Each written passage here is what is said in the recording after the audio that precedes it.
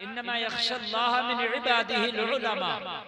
अल्लाह फरमाता है कि जानने वाले ही अल्लाह से डरते हैं। यानी पता चला जो जानने वाले नहीं है दीन के, वो अल्लाह से नहीं डरते। इसलिए कि जब आपको पता ही नहीं होगा हराम क्या है हलाल क्या है, तो आप हराम को छोड़ोगे कैसे, हलाल को अपनाओगे कैसे? जब हमें पता ही नहीं हराम क्या है और हलाल क्या है, तो हराम को छोड़ेंगे कैसे, हलाल को अपनाएंगे कैसे? पता ही नहीं। तो या तो हम हराम को भी हलाल समझ बैठेंगे और हलाल को भी हराम समझ बैठेंगे, क्योंकि पता नहीं। तो हम नहीं डरेंगे अल्लाह से। अल्लाह से वो डरेगा जो जानने वाला होगा, और जो दीन को जितना ज्यादा जानेगा अल्लाह से उतना ही ज्यादा डरेगा। दीन को जितना ज्यादा जानेगा अल्लाह से उतना ही ज्यादा डरेगा। और करें बाप, अब मैं सुनाने लगा हूं, आप सुने। आपने देखा होगा कि किसी ने किसी की जमीन दबा ली और फिर जमीन दबा के भी मुकदमा लड़ रहा। यानी ये नहीं कहता कि मैंने हाँ जमीन दबाई है मैं गलती पर हूं, उस पर भी मुकदमा लड़ रहा, नहीं मैं सही हूं। ये जिहालत। अगर शायद ये मालूम होता कि हक मारने का मतलब क्या होता है, अगर 1000 साल तक सजदे करूं और मैदान महशर में उठाया जाऊं, तो ये 1000 साल के सजदे भी जन्नत नहीं दिला सकते, जब तक कि जिसका हक मारा है उसका हक अदा कर दिया जाए। तुम्हारा यार मैक नहीं मजा कर रहा। वो 1000 साल के सजदे बेकार है मेरे अजीज, अगर तुमने किसी का हक मारा है और उसका हक अदा जब तक न कर दिया, वो 1000 साल के सजदे बेकार है। हम कहते हैं कि यार हम तो बहुत अल्लाह से डरते हैं। बहुत से लोग कहते हैं कि यार इन मौलवियों से ज्यादा तो हम ही डरते हैं, यार इन हाफिजों पढ़े लिखों से ज्यादा तो हम जाहिल ही रहते हैं। ये जुमले आवाम में बोले जाते हैं। खुदारा खुदारा तुम कैसे बेहतर हो, तुम्हें तो ये भी नहीं पता कि हराम क्या है हलाल क्या है। जब तुम्हें हराम और हलाल का नहीं पता तो तुम अल्लाह से ज्यादा कैसे डर सकते हो? अल्लाह से वही डरेगा जिसे हराम का भी पता होगा हलाल का भी। जमीन मार ली और जमीन मारने के बाद में फिर भी मुकदमा लड़ रहा है। किसी का पैसा मार लिया, पैसा मारने के बाद फिर भी बराबर से मुकाबला कर रहा है। किसी का हक मार लिया, हक अगर वो मांग रहा है तब भी बराबर से उसका मुकाबला कर रहा है। ये जिहालत नहीं तो क्या है? चल समय आने वाले आज इसी पर थोड़ी सी गुफ्तगू हो जाए। हक क्या है, हक क्या है? अगर हक के बारे में आपको पता ना चला, आपने हक अदा ना किया, तो मस्जिद खाने काबा में पढ़ ले, मस्जिद तू नमाज खाना काबा में पढ़ ले, तू नमाज मस्जिद नबवी में पढ़ ले, गुंबद खजरा की छांव में पढ़ लो, मस्जिद हराम में पढ़ लो। कान खोल करके सुनो, 5 टाइम की नहीं तू 9 टाइम की नमाज पढ़ ले, रोजाना का एक कुरान खत्म कर, रोजाना रोजा रख। लेकिन अगर तूने हक अदा नहीं किया तो अल्लाह की कसम खा के कहता हूँ, ना नमाजें काम आएंगी, ना रोजा काम आएगा, ना तिलावत कुरान काम आएगी। मैदान महशर में ये हक वाले दामन पकड़ के खड़े होंगे, तुझे घसीटा जा रहा होगा अल्लाह की बारगाह में। वो कमजोर कह रहा होगा जिसका तू हक मार के गया होगा, वो खड़ा होगा जिसकी तूने मैन छाटी होगी, वो खड़ा होगा जिसका तूने घर में से जो है हिस्सा नहीं दिया होगा, वो खड़ा होगा जिसका माल मार के गया होगा, वो खड़ा होगा जिसे दुनिया में तूने हाथ से तकलीफ दी होगी, वो खड़ा होगा जिसे सामान से तकलीफ दी होगी। या अल्लाह उस पर मेरा हक बनता है। लोगों जरा गौर करो, रब फरमाएगा फरिश्तों इनके हक दिलाओ। अब यहां जमीन काटी है आपने, तो वहां जमीन तो लेके जाएंगे नहीं जो बदले में जमीन दे दें आप। देखो शोर न मचाओ, जिसे नहीं आना है तो वो नहीं आएगा, और जिसे आना है वो रुकेगा, ठीक है? और सबको पता है कि मैं आ गया और मैं ओरिजिनल बैठा हूं। ऐसा भी नहीं कि कमेटी वाले लोकल को ले आए, ऐसा भी नहीं। तो मैं जब बैठा हूं तो अब जिसे सुनना है वो आएगा, और मेरे अंदर ये चीज है कि आप में से आधे भी लोग चले जाएं तो जितनी मेहनत से जितना मुझे बोलना, इसलिए कि मैं यहाँ आना था, मैंने वादा किया था, मेरा वादा हो गया। अब मैं अगर कम मेहनत से भी बोलूं तो कोई टेंशन नहीं, मेरा आने का वादा था। अब कैसा बोलना है ये मेरे ऊपर है, लेकिन अल्लाह उसका रसूल जानता है। बोलने का मकसद ये है, इतने मजमे में से अगर 10 लोग भी बात पे अमल कर ले तो जलसे का मकसद हासिल हो गया। आज तकरीर सुने और मैं तकरीर कर रहा हूं। एक बुजुर्ग से किसी ने पूछा कि हुजूर ईमान क्या है? तो कहा अदब का नाम ईमान। काय का नाम? अदब। कहा हुजूर अदब क्या है? कहा तमाम हुकूक की अदायगी का नाम अदब। समझ लें भाई, ईमान की डेफिनेशन समझ लें। कहा हुजूर ईमान क्या है? कहा अदब का नाम ईमान है। कहा अदब क्या है? कहा तमाम हुकूक की अदायगी का नाम अदब। आज तकरीर का मौजू बड़ा बेहतर पकड़ लिया मैंने, यकीन कर। हाँ, अब जो मैं बोलना चाहता हूँ इसके ज़िम्न में बहुत सी बातें बोलूंगा। हमारे मेंबर पे आप माशाअल्लाह देख रहे हैं, तलबाए कराम, उलमाए कराम तशरीफ रखते हैं। हमारे जामा मस्जिद के इमाम साहब क़िबला हजरत अल्लामा मौलाना मोहम्मद अहमद साहब क़िबला तशरीफ रखते हैं। ये दीगर मेरे दाएं बाजू की तरफ बाएं बाजू की जानिब बैठे, ये सब काबिल कदर है, काबिल तकरीम है। इन सबको मेरी तकरीर सुनने की जरूरत नहीं है, लेकिन इनका यहाँ बैठना बाई से बरकत है और इनको बैठने का भी सवाब है। मौजू जो मैं लेकर चल रहा हूँ ना, अल्लाह करे कि मुझे याद रहे।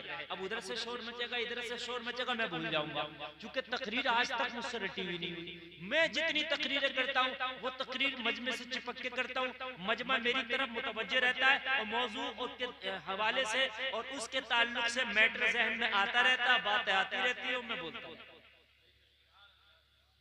समझ रहे हैं? हाँ, अब तवज्जो, अब बिल्कुल मोहब्बत से सुनिएगा, और अगर कोई नहीं सुनेगा तो यकीनन अपना बहुत नुकसान करेगा।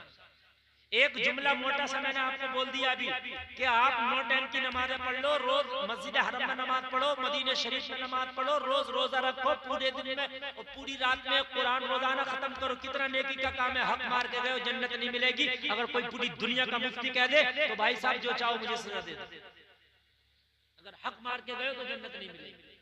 ये 9 टाइम की नमाज है। तुम कहो कि मौलाना फिर कहाँ जाएंगी? ये काबे का हज कहाँ जाएगा? और फिर ये कुरान की तिलावत कहाँ जाएगी? ये रोजे कहाँ जाएंगे? क़याम कहाँ जाएंगे? ये सदक़े कहाँ जाएंगे? ये अल्लाह अल्लाह कहाँ जाएगी? तो वो भी सुनो, ये कहाँ जाएगा? ये सुनो कहाँ जाएगा? मैदाने महशर होगा, ये हक वाले दामन पकड़ के खड़े होंगे। मौला हमारा हक नहीं दिया था इसने, मौला हम कमजोर थे, ये दबंग था, या अल्लाह इसके पैसे में भी ताकत थी, इसकी बात में भी ताकत थी दुनिया में। जब बात पंचों में आई थी तब भी इसी किसी कही गई, जब बात केस कोर्ट कचहरी की आई तब भी यही जीत गया था। हम तो कमजोर थे, लेकिन मेरा मौला तू तो कमजोर नहीं है ना, ए मेरे रब तू तो कमजोर नहीं है ना, तू तो अलैहिस्सलाहु बिअहकमिल हाकिमीन है। रब हमारा हक दिला, रब वो है पाई पाई का हक दिलाएगा। आज दुनिया में कहता है दबंगई दिखा के, आज दुनिया में बदमाशी दिखा के कहता है और तुझसे लिया जा तो ले लेना। खुदा की कसम ये गरीब दुनिया में तो आह भर के रह जाएगा, हाँ नहीं ले सकता, मगर मरने के बाद तू देगा, तेरा बाप देगा। तेरा बाप भी अगर मार के गया होगा ना किसी का, वो भी देगा। तू इसलिए देगा कि दिलाने वाला खुदा। हक ना मारो यारो किसी का अगर हक आ भी गया ना तो प्यार से दो, वो ना ले तो उससे मोहब्बत से दो, जबरदस्ती दो। अगर ऐसे ना ले तो जबरदस्ती दो, भाई तेरा हक है ये, तुझे लेना है। क़यामत का दिन होगा, अल्लाह फरमाएगा फरिश्तों जरा देखो ये किस किस का लेके आया। वो सब तो खड़े हैं ना, कितना लेके आया। अच्छा पूरा बैलेंस वो शीट बैलेंस उन्होंने फरिश्तों ने तैयार कर रखी होती है। 2 फरिश्ते अल्लाह ने पहले ही मुकर्रर कर दिए, कांधे पे जरा पूरा तैयार तो करो इनका रजिस्टर, कितना करके आया घपला, किसका मार के आया, किसके लेके आया, तो पूरी चार्जशीट यहाँ तैयार हो गई है और मैदान महशर में बस पेश की जाए। तैयार तो यहाँ हो रही है, ये तो तैयार हो रही है, तो वहां नहीं होगी तैयार। आपका जो वहां होना सिर्फ हो गई, वहां सिर्फ पेश करना, बिल पेश किया जाए। मौला ये इतना अल्लाह फरमाएगा अब इनका दिलाओ फरिश्तों तो ये जमीन किसी की मार के गया तो वहां जमीन तो लेके नहीं जाएगा, पैसा मार के गया तो पैसा तो लेके नहीं जाएगा, फिर क्या देना है। इसकी जो नेकियां होंगी, जो नमाजें पढ़ी होंगी, हज किया होगा, कुरान पढ़ा के होगा, तिलावत की होगी, सदका किया होगा, रोजा रखा होगा, क़याम होगा, रुकू होगा, सजदा होगा, इसके जितने भी आमाले सालिहा होंगे, जिनका हक मारा था उनको वो नेकियां दे दी जाएगी। ये हक दिलाया। और इस जलसे में बैठने वालों, अगर तुम्हारा हक किसी ने मार लिया और उसने नहीं दिया है तो ज्यादा गमगीन ना होना, वो मिलेगा जरूर, लेकिन ऐसी जगह मिलेगा जहां तुम्हें ज्यादा जरूरत होगी। महशर में जरूरत यहां से ज्यादा, यहाँ इतनी जरूरत नहीं है मेरे भाई जितनी वहां होगी। यहाँ की तो 50, 60, 70, 80 साल जिंदगी यार गुजरी जाएगी, लेकिन खुदा की कसम वहां तो जिंदगी का कोई लिमिट और सीमा ही नहीं, तो वहां बड़ी जरूरत, वहां मिलेगा। फरिश्ते अर्ज करेंगे मौला जितनी नेकियां थी सब दे दी, कर्जा अब भी रह गया। बहुत से है ना बड़े बड़े अक्लमंद बनते हैं, बहुत ज्यादा अक्लमंद हो, लोगों को बेवकूफ बनाते हैं, लोगों से ऐंठते हैं, लोगों से लेते हैं, बेवकूफ बनाकर यहाँ ले लिया। लेकिन अल्लाह को थोड़ी ना बेवकूफ बना सकता है, वहां देना पड़ेगा। अल्लाह की बारगाह में अर्ज करेंगे मौला नेकियां सब खत्म हो गई, बांट दी, मगर कर्जा अब भी रह गया, अब क्या करें। अल्लाह फरमाएगा कि जिन जिन का कर्जा है अब उनके गुनाह इसके कांधों पे डाल दो। जिन जिन का कर्जा था उनके गुनाह इसके काहे पे डाल दो, जोर से बोलो, कांधे पे डाल दो। तो यहां से जो नेकियां लेके गया वो तो दे दी उनको जिनका लिया था, लेकिन इनके गुनाह भी आ गए, उनके गुनाह भी आ गए। ये जो हम चुगली करते हैं ना, गीबत जो करते हैं दूसरे की पीठ पीछे, ये भी कर्ज वाला गुनाह है। मरने के बाद ये चुगली का भी बदला मैदान महशर में इसे देना पड़ेगा। ये भी बड़ा खतरनाक मसला मेरे भाई, और गुनाहे कबीरा है चुगली। इसे हम हल्का समझते हैं, हल्का नहीं। नबी फरमाते मरे हुए भाई के गोश्त खाने की तरह है चुगली करना। और चुगली करने वाला कितने भी सजदे कर ले, तौबा कर ले, गिड़गिड़ा ले, चुगली का गुनाह माफ नहीं होगा तब तक कि उससे माफ ना करा ले जिसकी चुगली की है। अब किस किस की चुगली की है याद भी नहीं होगा, तो क्यों ना कि हम चुगली करना ही छोड़। अरे मेरे भाइयों याद भी नहीं होगा ना हमें, तो क्यों नहीं कि हम चुगली करना ही छोड़ दें। बात है कि नहीं, मेरी बात समझ में आ रही है कि नहीं आ रही? बड़ा गुनाह है, गुनाह कबीरा चुगली, छोटा गुनाह नहीं है। और ये हुकूकुल इबाद है, दूसरे का हक है। जिसको बुरा कह रहे हो ये उसका हक है। अब मैदान महशर में वो तुमसे राजी होगा तो तुम्हारी नेकियां ले लेगा। बड़ा सख्त मसला है चुगली का। हुकूक को समझो। कहते हैं हम भाई इन पढ़े लिखे से तो हम ही अच्छे। तुम अच्छे कहां से हो? तुम्हें कैसे पता कि तुम अच्छे हो? सर्दी में इस्तंजा कैसे होगा तुम्हें नहीं पता, गर्मी में इस्तंजा कैसे होगा तुम्हें नहीं पता, तुम्हें सिर्फ पाकी नापाकी का नहीं पता, तुम कहते तुम अच्छे हैं। कैसे अच्छे हैं? अगर तुम्हें पाकी नापाकी का नहीं पता तो तुम नापाक रहोगे, पाक भी नहीं हो सकते, अच्छे कैसे हो? खाली ज़बान से तो यजीद भी कहता था हम अच्छे हैं। फिरौन भी कहता था हम अच्छे हैं, शद्दाद भी कहता था हम अच्छे हैं, मगर अच्छे वो हैं जिसे अल्लाह कहता है कि ये अच्छे हैं। अच्छे वो हैं जिसे अल्लाह कहता है। बात समझ रहे हैं आपने सुना होगा, मैं वाकया नहीं सुनाऊंगा मगर इशारा करूंगा। सारी तवज्जो फरमाया, आप लोग मुकम्मल तवज्जो करें आज, क्योंकि मेरा मौजू खुशक है ये, और खुशक मौजू में जो है ना बड़ा दिल वाला ही बंदा रुकता, कलेजे वाला ही रुकता है। हमें तर जो मौजू होता है ना जरा, तो उसमें नमक मिर्च वाला जो होता है ना, तो वो आदमी खाली मुली भी बैठा रहता है। लेकिन ऐसे मौजू में ना शैतान नहीं रुकने देता। शैतान को पता होता है इसने रुक लिया तो इसकी तो यार आखिरत बन जाएगी, ये मौलवी तो इसको यार आखिरत संवारने में लग गया, चलो उठा के लेके चलो। किसी को सर्दी के बहाने से, किसी को इस्तंजा के बहाने से, किसी को किसी बहाने से, मगर आज लाहौल पढ़ देना और अपने दिल से कह देना आज नहीं जाऊंगा। रूह की ग़िज़ा तो आज के जलसे में मिली है, आज नहीं जाऊंगा। गौसे आदम के अब्बू ने जो सेब बहता हुआ खाया था, क्या वो बेवकूफ थे जो 12 साल तक बाग रखाया था बदले में? आप मुझे बताएं। और एक बात और सुन रहे, मुफ्ती आने के नाम बैठे हैं, आज एक आपको और बात बताऊंगा। जो गौसे आदम के अब्बू जी ने सेब खाया था वो जायज था खाना उनके लिए।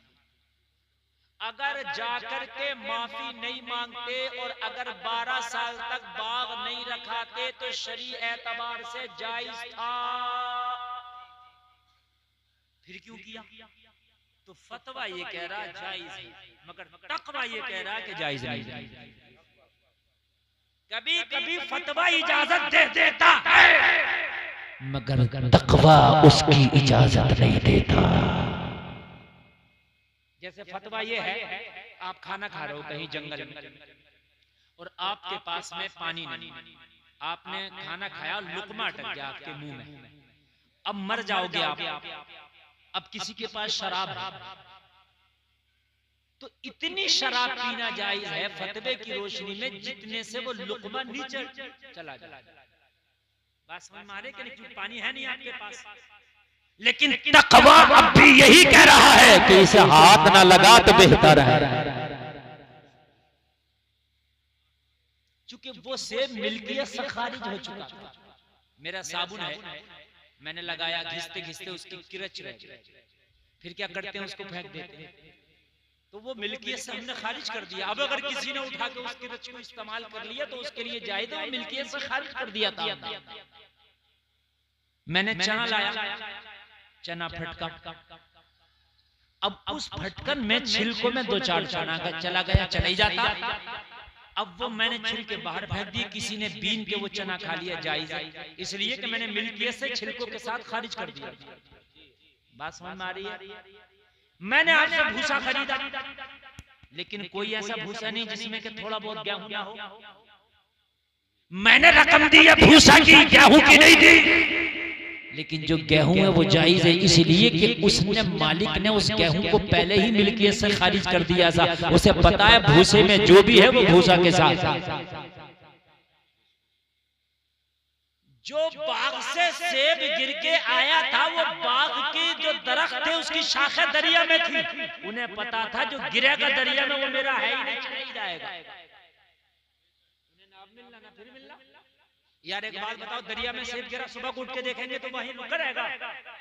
वो तो यार 10 किलोमीटर आगे पहुंचा होगा, तो वो तो उनको मिलना नहीं है। हाँ, जो जमीन पे गिर गया बाग की, वो उनका, वो वहीं रहेगा। बात समझ में आ गई? लेकिन ये तकवा है। नहीं नहीं, मैंने सेब खा लिया है, माफी करा के मानूंगा। वो जलसा में आने वालों, एक हम है। कहीं बगैर दावत के हम खाना भी खा लिया करते हैं। क्या बात, खा लेते जी जाते। कैसे जायज हो जाएगा? मुझे बताया। मंजर इस्लाम से एक फतवा निकला। हुजूर अल्लामा आकिल साहब क़िबला मेरे उस्ताद मोहतरम और दीगर मुफ्तियाने कराम ने कहा, जो अफ्तारी जाती है मस्जिद में रोजादारों के लिए, बगैर रोजादार उसको नहीं खाना, इसलिए कि वो रोजादार के लिए गई है। अगर हाँ उसकी नियत ये है कि रोजादार और बगैर रोजादार सब खाएं तो अलग बात है, लेकिन अगर रोजादार के लिए इफ्तारी है तो रोजादार ही खाएगा। हमने देखा है, नाम है इफ्तार पार्टी, और खाते हैं बगैर रोजे वाली ज़्यादा। हक बात। मैंने खुद देखा नेताओं की इफ्तार पार्टी में, वो नेता जाते हैं जिन्होंने जिंदगी में कभी रोजा नहीं रोजा न रखा। मैंने देखी मुलायम सिंह की इफ्तार पार्टी, रखा होगा कभी रोजा? बताया? और यानी कितने नेता बता रहा हूं? खुदारा अल्लाह से डरो यार, किसे धोखा दे? क्या अल्लाह नहीं जानता कि तू किसकी रोजा पार्टी करा रहा, तू दिखावे कर रहा है? अरे अल्लाह से क्या खौफ बिल्कुल खत्म हो गया? कान खोल करके सुनो, जिस पे तेरा हक नहीं है वो एक लुकमा भी अपने हलक से नीचे ना उतरने दे जिस पर तेरा हक नहीं है। सुभान अल्लाह।